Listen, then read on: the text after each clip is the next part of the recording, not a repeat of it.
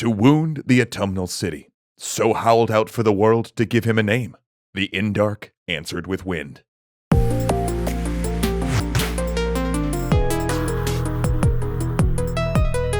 This season of Extra Sci-Fi is brought to you by CuriosityStream. Use the invite code EXTRACREDITS at the link below to check out all their cool content, free for 30 days. A man without a name stands in a city lost to America.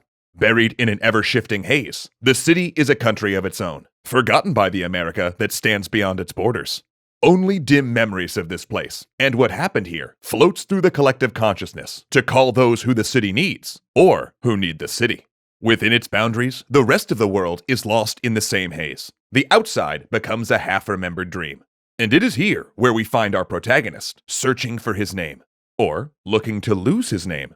Here it is that we see the civilization that exists within this largely deserted city. The laws and the morals of the outside world don't exist here. There is no purpose or point. There is only raw being. It is free and savage and strange.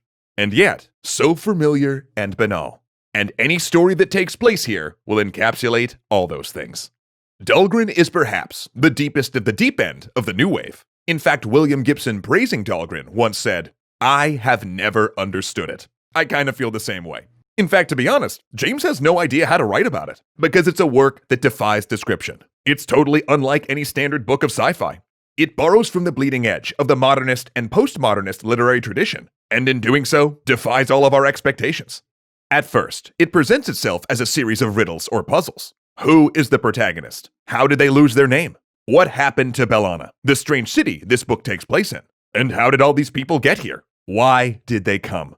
And straight up, it will answer none of these questions. Because Dhalgren isn't about answers. The complexities of the text don't hide its secrets in any conventional sense. Instead, Dhalgren is sort of a psychic loop, with all of these questions forming overlapping arcs that, after you follow them for long enough, seem to turn into some form of a weird Mobius strip where all of the ideas you're following lay along one continuous path, even though they seem disparate from the outside.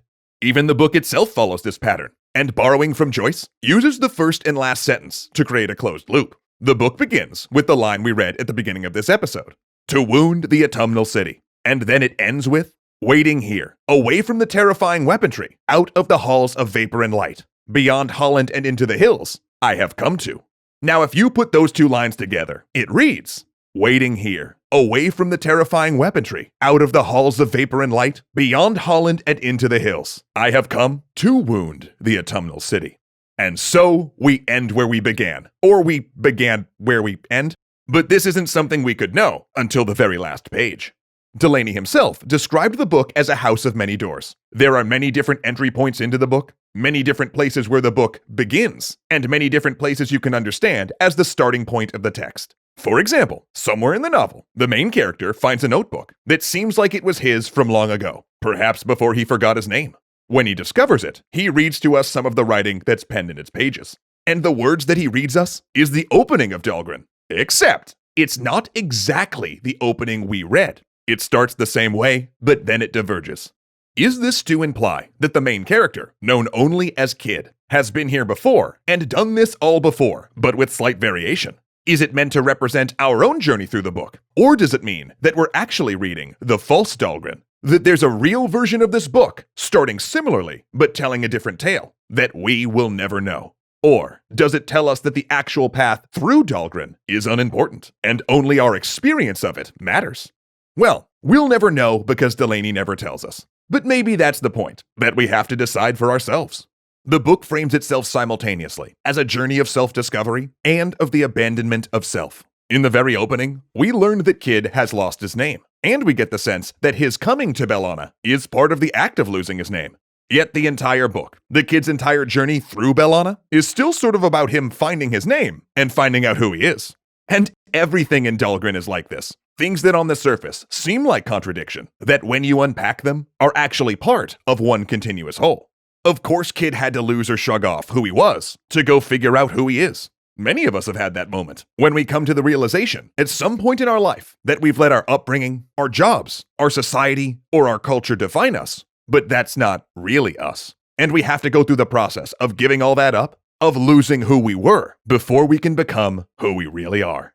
This is a complex book, full of poetry, alongside some of the most debased violence, and it's as powerful as it is hard to read. It's a tangled, beautiful mess. You may never understand it, I certainly haven't, and you may even hate it. But if you're looking for the heart of the new wave, if you're looking for something that broke every boundary, pushed every border, something that took no prisoners, and made zero compromises when it shouted boldly that science fiction is as much literature, as much high art as any other writing, go read Dhalgren.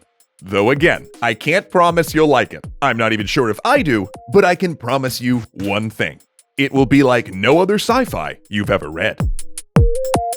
Thanks again to CuriosityStream for sponsoring this season of Extra Sci-Fi. By now you know their platform features thousands of documentaries and nonfiction titles dedicated to the pursuit of knowledge. But did you know that it's also available worldwide, across every streaming platform? And something I've recently dug up from their treasure trove of content is a series called Amazing Dino World that explores our ever-evolving knowledge of these extinct and almost certainly feathered friends of ours. Wait, hold on. Did that dino just catch a fish using bait? Huh, life finds a way, I guess. If you want to check out this show, plus a ton more, they're offering 40% off their annual plans and gift cards until January 5th, 2020.